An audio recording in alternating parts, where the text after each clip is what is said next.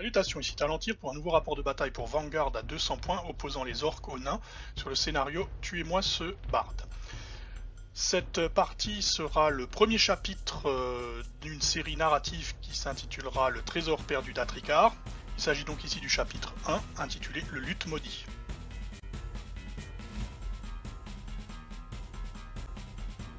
Voici le contexte de la partie.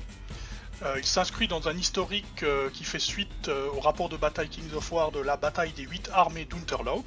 Je vous laisse le découvrir et le lire, n'hésitez pas à mettre la vidéo en pause.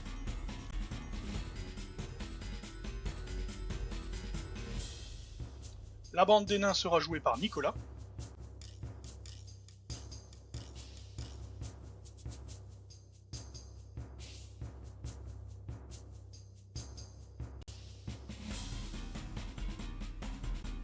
Quant à moi, je jouerai les orques.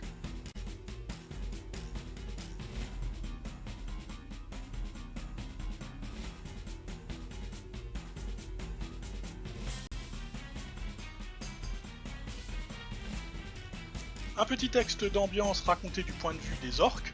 Là aussi, n'hésitez pas à mettre en pause si vous voulez lire plus avant.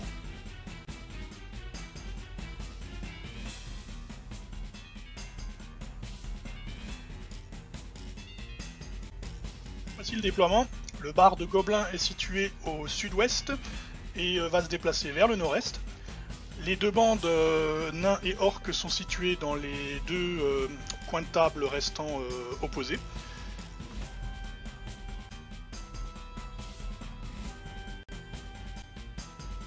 Au nord, les nains entrent dans Polémon.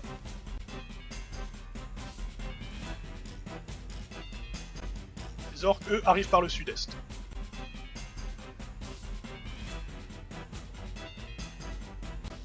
Lançons d'abord les dés pour savoir ce que fera le barde.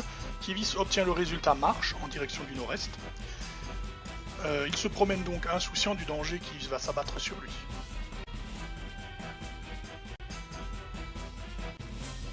Nicolas fait courir son colosse d'acier et tire avec son canon à main sur le barde. Il obtient un très bon résultat et je rate les sauvegardes du barde, ce qui fait que celui-ci perd déjà la moitié de ses points de vie en un coup. Krieger se fait entendre depuis l'autre côté de la rue principale. Le prêtre de la flamme Thorgrim, qui s'était avancé le long du mur, n'a même pas le temps de régler son arme, qu'il est pris à partie par 3 de mes orques qui font une vague verte. Le pouvoir racial des orques qui leur permet de faire une charge avec +1 à leur force dévastatrice. Le pauvre prêtre est massacré et taillé en pièces. Rapidement, les Russes emplissent du fracas des armes et des cris de guerre des combattants. Un vrai combat de rue va s'engager au milieu des rues de Polémon. Et le barde de Gobelin ne sait vraiment toujours pas ce qui lui arrive.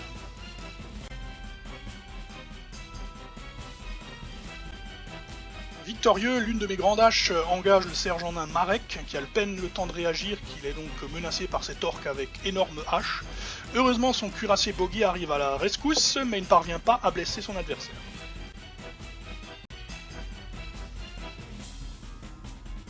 Le barde n'a décidément pas de chance, il est certainement encore sous le choc du tir de canon à main, puisqu'il obtient encore le résultat marche, et il titube donc dans la rue avant d'être percuté de plein fouet par mon chevaucheur de sanglier lancé à pleine vitesse, c'en est trop pour lui, terminant bouilli. Durio, le chevaucheur de sanglier, justement, récupère donc le lutte sous les invectives du colosse d'acier à qui il vient de prendre sa proie.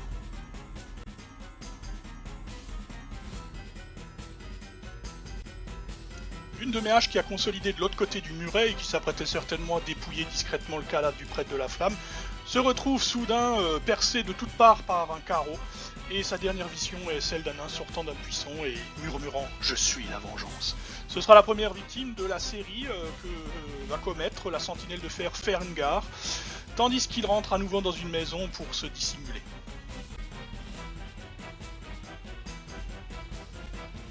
Début du tour 2, les renforts nains arrivent, à savoir le garde de fer Gotrek et sa troupe de miliciens, ainsi que le dernier cuirassier. Je fais de même de mon côté en rentrant le boss Ludrum, 3 haches et une grande hache.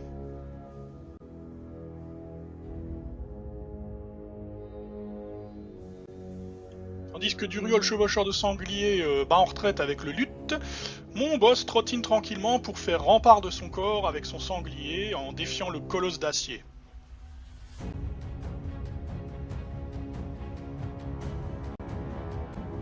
Colosse d'acier qui du coup ne se fait pas prier pour me charger. Il m'inflige 2 blessures et je riposte en lui infligeant 3 blessures en retour. La passe d'armes laisse donc les 2 combattants bien blessés.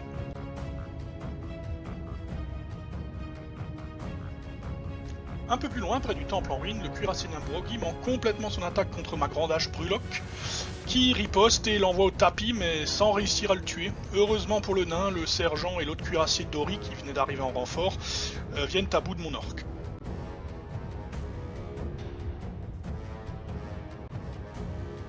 Furio trottine tranquillement vers le camp en jetant des coups d'œil réguliers derrière lui pour voir comment ça se passe.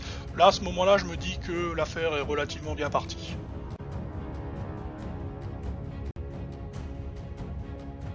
Pendant ce temps-là, le pugilat général prend place dans la rue principale, ainsi qu'au sud-ouest. Nains et orques s'affrontent avec toute la rage dont ils sont capables.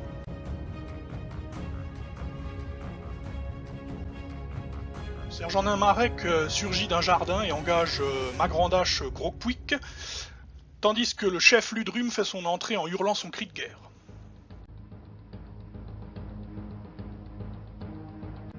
D'ailleurs, les gars de Ludrum viennent au secours de Kordag et l'aident à l'abattre le colosse d'acier grâce à la capacité Green Tide pour 2 points de pouvoir.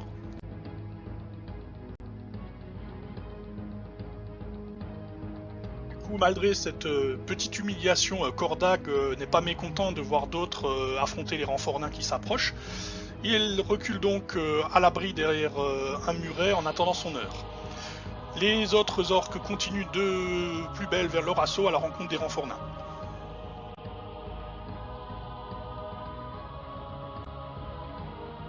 Je lance ensuite une autre charge de groupe avec Ludrum qui affronte le sergent nain Marek qui venait de terrasser Grogpuik et qui en vient à bout sans trop de problèmes étant donné que le nain était déjà blessé par ses nombreux combats.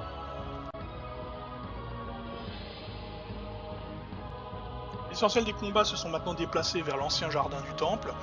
Là, le garde de fer Gotrek mène l'assaut avec ses 2 miliciens, donc Snorri et Bombur, contre Dagrut, une de mes haches de la bande de Ludrum, un élément prometteur, et vous allez voir à quel point.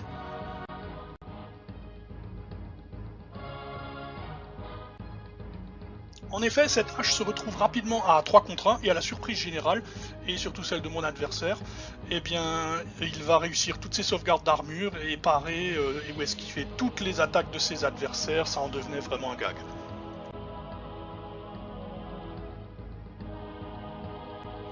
Pendant ce temps-là, on retrouve Batman, enfin Fengar, la sentinelle de fer, qui a quitté le couvert de sa maison à la fin du tour. Et comme Nicolas réussit à avoir l'initiative au tour suivant, eh bien, il frappe avant la pauvre hache Trosk qui avait déjà terminé son tour précédent au milieu de la rue, et il prend un carreau en pleine tête et s'effondre. Fengar ne murmurera qu'une chose, je suis le châtiment, avant de disparaître dans une autre maison en ruine.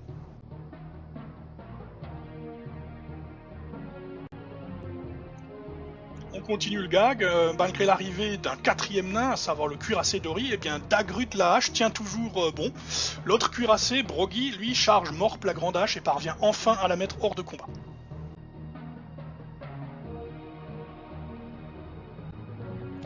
Ludrum et sa hache Urk foncent à travers la maison en ruine pour engager les nains, tandis que Kordag, ne voulant surtout pas passer pour un pleutre face à son rival, rentre également dans la mêlée.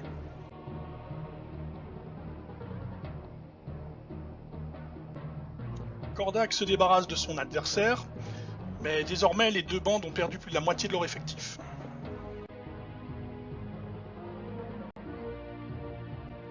Et tout ça va avoir de lourdes conséquences puisque Durio, qui regardait en arrière, a déduit que la bande se faisait massacrer sans doute et s'est enfui en courant puisque je rate le test de morale.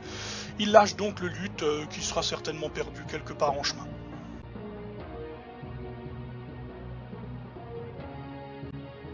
Pourtant, eh bien, malgré les pertes, les combattants enragés se rendent coup pour coup puisque tous les tests de morale quasiment sont réussis. La garde de fer Gotrek affronte Kordag, mais l'orc prend le dessus et abat son adversaire. En revanche, le milicien vieux Snorri parvient enfin à trouver la faille dans la défense de mon courageux Dagrut qui finit quand même par être mis hors de combat. Tandis qu'à côté, son copain Urk gagne son duel avec Bombur tout en déployant une petite blessure au passage. Le vieux Snorri se retrouve désormais tout seul puisque tous ses camarades gisent au sol, il n'a plus qu'à serrer son épée et à subir la charge de Ludrum, qui ne fera qu'une bouchée de lui.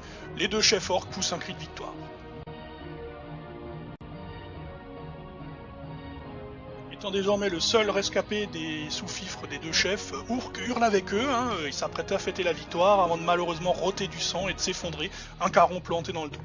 En effet, de l'autre côté des ruines du temple, Fengar, en bon ramasse-miettes qu'il est, avait effectué un tir mortel contre le meurtrier de son cousin Bombur. « Je suis la justice », murmure-t-il avant de disparaître.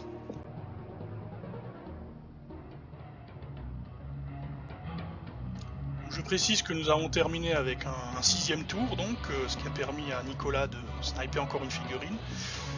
Seuls survivent donc les deux écraseurs orques et la sentinelle de fer Fengar.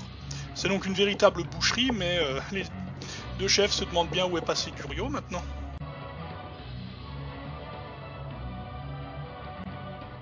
La partie se termine donc avec une égalité puisque personne n'a réussi à récupérer le lutte des ténèbres.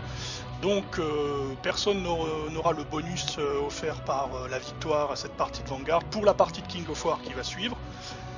Et donc c'est une égalité méritée. Un grand merci à Nicolas pour sa participation.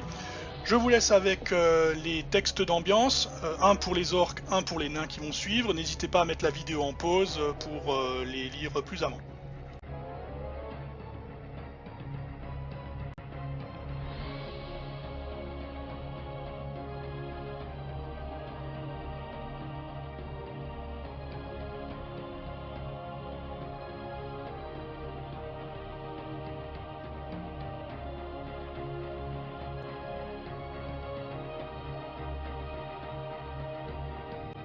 Voilà qui clôt cette partie de Vanguard, j'espère qu'elle vous aura plu, je vous dis à la prochaine, et notamment pour le prochain épisode qui sera en lien narratif direct avec cette partie de Vanguard, et qui sera une bataille de King of War intitulée La bataille de la pierre de Voldir.